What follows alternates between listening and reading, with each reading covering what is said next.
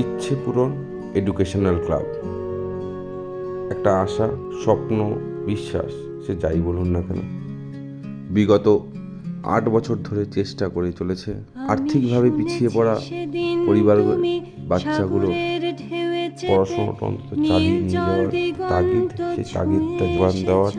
আপনারাও এগিয়ে আসুন আমাদের এই উদ্যোগের সাথে।